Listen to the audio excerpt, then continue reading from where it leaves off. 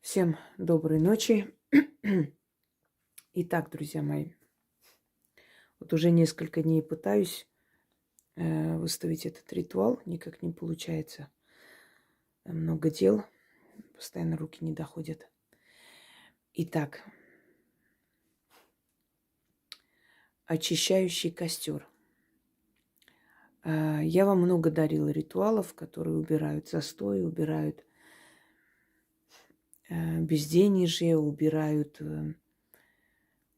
какие-то препятствия с дороги. Они все рабочие, они все сильные. Но у каждого, естественно, своя энергия, знаете, память крови, родовая память. Поэтому каждому человеку подходит свой заговор, свой ритуал. Именно по этой причине я и отдаю и дарю много различных работ для того, чтобы у людей был выбор. Если что-либо такое не подходит, значит, подходит другая работа. Кроме того, не забывайте, что каждому подходит своя стихия. У кого-то срабатывает замечательно ритуалы, связанные с огнем. У кого-то очищение солью срабатывает быстрее, у кого-то с землей, у кого-то замечательно получается с водой. Поэтому, учитывая эти особенности в том числе, именно по этой причине я как бы выдаю различные работы и различные направленности. Итак, перед вами вольт женский. А вообще свеча, то есть, свеча вольт в виде женской фигуры. Такое продают, вы можете такое заказать, купить. Можете сами сделать вольт. Но, естественно, для мужчин это мужской вольт, для женщин женский. И он должен быть похож на человечка. Половые признаки не обязательно, но похоже на человеческое. 2 руки, 2 ноги, то есть человек, голова и прочее. Слепить можете сами. Друзья мои,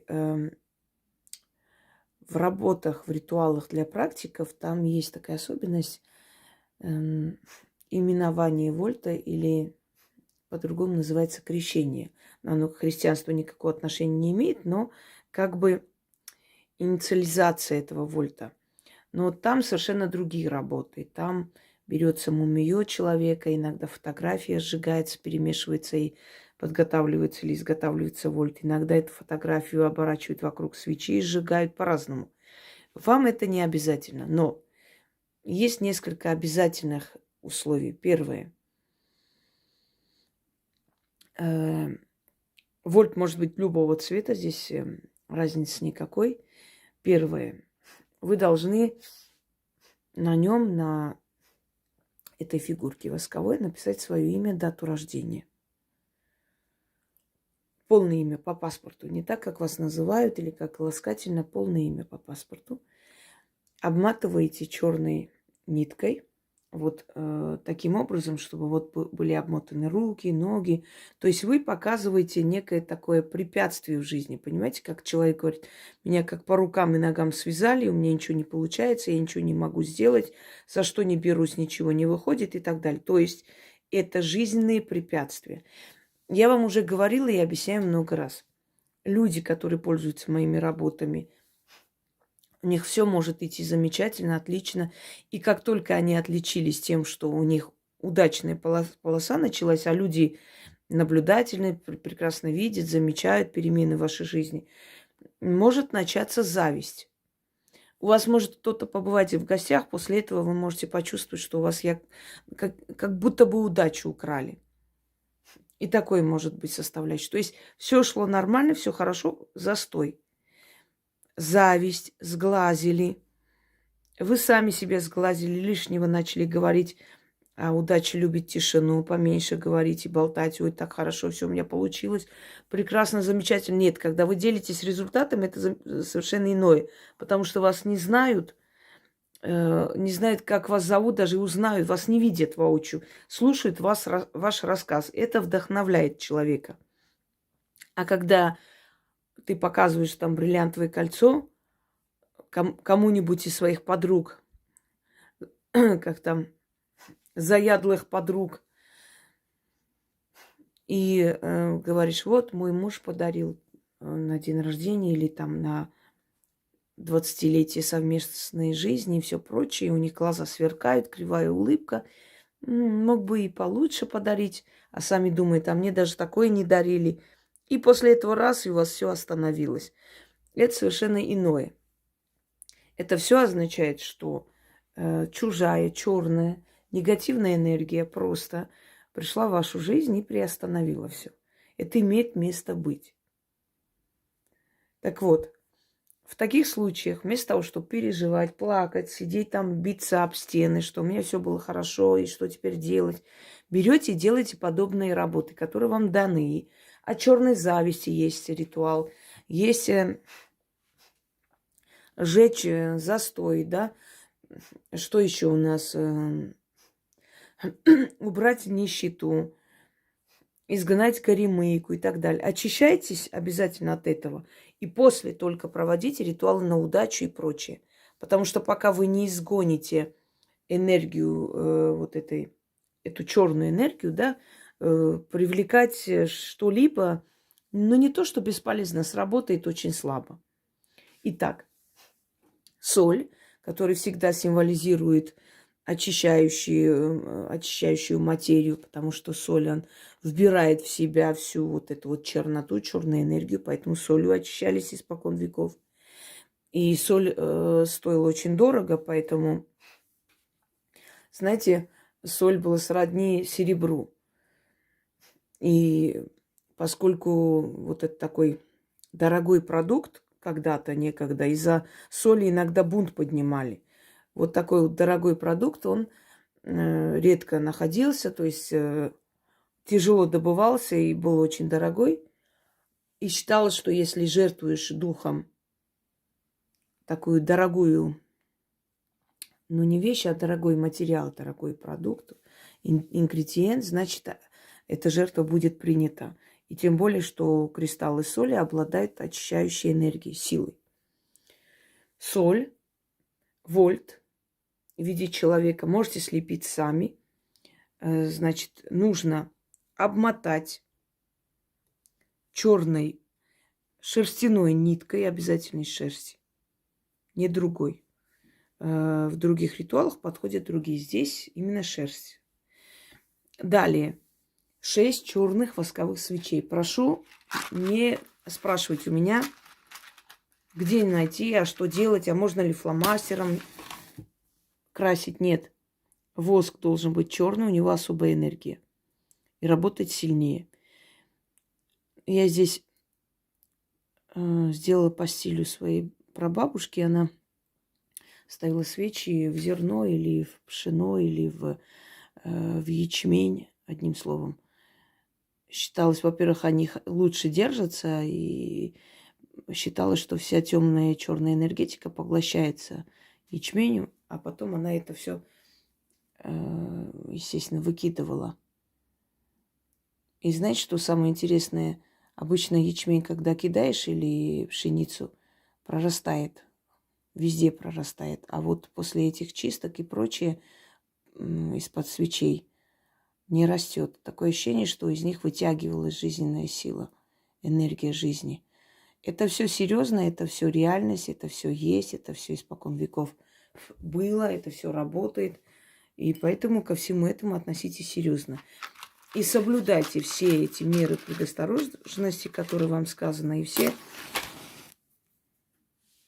вот эти особенности ритуалов и, скажем так, все условия, если вы хотите, чтобы у вас получилось. Это так, просто для освещения, чтобы лучше было видно все действия, которые я делаю.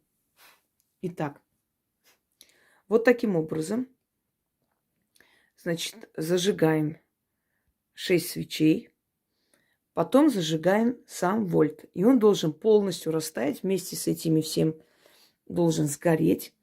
И, значит, все это уйдет, естественно, в соль. И после того, как мы 6 раз прочитали, мы ждем, пока этот вольт догорит. Потом это все вместе с 6 огарками свечей Все это кидаем. Ну, свечи можно потушить, когда вот прям догорит до этого предела. Естественно, можно потушить. Главное, чтобы основная часть сгорела. Это пшено вы поставите или 6 подсвечников, не имеет значения. Значит, вытаскивайте только свечи вместе с этой солью и с растаявшимся вольтом. Это все нужно перевернуть, черную материю. Вы можете использовать старые свои алтарные ткани. Вы же для чисток берете черный цвет, да, черные ткани. Вот, сохраните их, не кидайте, не выкидывайте. И можете потом в этих ритуалах использовать, когда нужно там, значит, в черную материю выносить, там оставлять. Вы можете вот эту материю использовать, потому что, во-первых, там уже грязно, там обожжённое, все такое, время от времени ткань меняется. И, во-вторых, она поглощает всю эту черноту, естественно, его просто хранить нет смысла ни для каких дел. А вот для таких вот работ, для таких чисток выносить, он замечательно подходит. То есть этот материал можете использовать в таких вот целях. Зажигаем вольт. Вы можете этот вольт слепить из скольких свечей хотите. Как вам удобно его слепить, так и слепите. То есть если вам 5 свечей понадобилось, можете все. Главное, чтобы наверху был фитиль, чтобы эта свеча, общая уже вольт свеча, она начала гореть, чтобы она горела. То есть приспособьте. Или закажите, есть такие, ну сейчас таких магазинов магии, мне кажется, везде полно. То есть даже тут искать не нужно. И везде есть подобные, скажем, атрибуты, свечи, все, что нужно для подобных работ. Сейчас все есть. Раньше люди своими руками все делали, передавали заодно и свою энергию. Сейчас можно готовые купить. Знаете, по силе равны ли? Если правильно сделаете ритуал, в принципе, особой разницы нет. Главное здесь сделать правильно. Читайте 6 раз. Когда будете читать, будет такое ощущение покалывания, как будто вот по лицу вот проходит, как комары кусают. Начинает вот это вот покалывание всего тела. Лихорадить начнет, может затошнить, может вырвать, потому что вы отрываете от себя эту черную энергию. И после станет легче, намного легче. И вот это ощущение безысходности, беспомощности, отчаяния иногда, опускаются руки. Согласитесь, когда у человека вроде все шло хорошо, в какой-то момент все встало. Или какое-то дело вот уже должно получаться, и ни в какую, просто как пробка образовалась, и не пробьешь эту стену. Вот в таких случаях это все очищается. В течение 2-3 дней все встает на свои места. Если все сделаете правильно. Выносить можно на следующий день, или в тот же вечер, или тот же день. Значит так, про Луну не спрашиваем. Открываем мой видеоролик и смотрим. Луна в магии. Если бы Луна была важна, я бы сказала, мои работы, в принципе, в основном, они созданы таким образом, чтобы человек не ждал какого-то цикла, да, лунного цикла для того, чтобы провести. Поскольку деньги нужны всегда и защита нужна в любое время, ты не можешь ждать какого-то особого времени для того, чтобы что-то для себя провести. Согласитесь? Поэтому они созданы именно, такой стиль называется уникальный, который подходит в любое время и прочее. Но проводить можете в любой день, но старайтесь в праздники и на выходные такие чистки не проводить, потому что у праздников и у выходных отрицательная энергия. Потому что мы знаем, что человечество в основном праздновать не умеет. Это пьянки, это, скажем, скандалы и прочее. И у праздников и выходных энергия не очень хорошая. То есть неподходящая. Но если прям вот не втерпёшь, можно провести, но сработает не так. Не так сильно. Ничего плохого не будет, но он не так сильно. Постарайтесь избегать праздников и выходных. И, провести в темное время суток. Это обязательное условие. то есть ночью, глубокой ночью, вечером, когда еще солнце не взошло или когда уже солнце село. В это время особенно сильно получается. Начнем. Костер жертвенный, огонь спасительный, к тебе обращаюсь. Плитку, что мне дорогу закрывает, отжигай. Невидимые препятствия сжигай, испепели. То, что связало меня по рукам и ногам, что меня на месте держит и идти не дает. Костер жертвенный, пылай. Искры жаркие на 4 стороны метай. Дороги мои огнем расчищай. Закрытые пути мои открывай. Сгори нищета, сгори маята, сгори застой. Обратись во прах. Как дым уходит неудержимо, так неудержимо уйти неудача. За черные горы, за бесплодные пустыни, где люди не ходят, где гады не ползают, где кони не бродят. Сгори плитка, черная нитка, сгорите препятствия, дорога откройся, дорога откройся, дорога откройся. Свершилось, заклято. Костер жертвенный, огонь спасительный, к тебе обращаюсь. Плитку, что мне дорогу закрывает, отжигай. Невидимые препятствия сжигай. Испепели то, что связало меня по рукам и ногам, что меня на месте держит и идти не дает. Костер жертвенный, пылай, искры жаркие на 4 стороны метай. Дороги мои огнем расчищай, закрытые пути мои открывай. Сгори нищета, сгори маята, сгори застой, обратись во прах. Как дым уходит неудержимо, так неудержимо уйди неудача. За черные горы, за бесплодные пустыни, где люди не ходят, где гады не ползают, где кони не бродят. Сгори, плитка, черная нитка, сгорите препятствия, дорога откройся, дорога откройся, дорога откройся. Свершилось, заклято. Немного кружится голова в такой момент. Костер жертвенный, огонь спасительный, к тебе обращаюсь. Плитку, что мне дорогу закрывает, отжигай. Невидимые препятствия сжигай. Испепели то, что связало меня по рукам и ногам, что меня на месте держит и идти не дает. Костер жертвенный, пылай. Искры жаркие на 4 стороны метай. Дороги мои огнем расчищай, закрытые пути мои открывай. Сгори нищета, сгори маята, сгори застой. Обратись во прах. Как дым уходит неудержимо, так неудержимо уйди неудача. За черные горы, за бесплодные пустыни, где люди не ходят, где гады не ползают, где кони не бродят. Сгори плитка, черная нитка, сгорите препятствия. Дорога откройся, дорога откройся, дорога откройся. Свершилось, заклято. Костер жертвенный, огонь спасительный, к тебе обращаюсь. Плитку, что мне дорогу закрывает, отжигай. Невидимые препятствия сжигай. Испепели то, что связало меня по рукам и ногам, что меня на месте держит и идти не дает. Костер жертвенный, пылай. Искры жаркие на 4 стороны метай. Дороги мои огнем расчищай, закрытые пути мои открывай. Сгори нищета, сгори маята, сгори застой, обратись во прах. Как дым уходит неудержимо, так неудержимо уйди неудача. За черные горы, за бесплодные пустыни, где люди не ходят, где гады не ползают, где кони не бродят. Сгори, плитка, черная нитка, сгорите препятствия, дорога откройся, дорога откройся, дорога откройся. Свершилось, заклято. Костер жертвенный, огонь спасительный. К тебе обращаюсь, плитку, что мне дорогу закрывает, отжигай. Невидимые препятствия сжигай. Испепели то, что связало меня по рукам и ногам, что меня на месте держит и идти не дает. Костер жертвенный, пылай, искры жаркие на 4 стороны метай.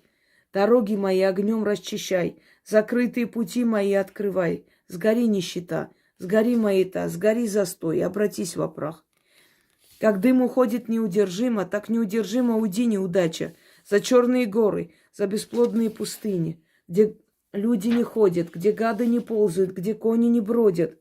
Сгори, плитка, черная нитка, Сгорите препятствия, дорога откройся, дорога откройся, дорога откройся, свершилась, заклято. По-моему, 6 раз прочитал. Но учтите, если вы возьмете вот такую свечу, эта свеча будет гореть долго. Поэтому это тоже учитывайте, на всякий случай. Всем удачи, всех благ и пользуйтесь, меняйте свою жизнь. Все в ваших руках. Просите, и силы вам помогут. Всем всего хорошего.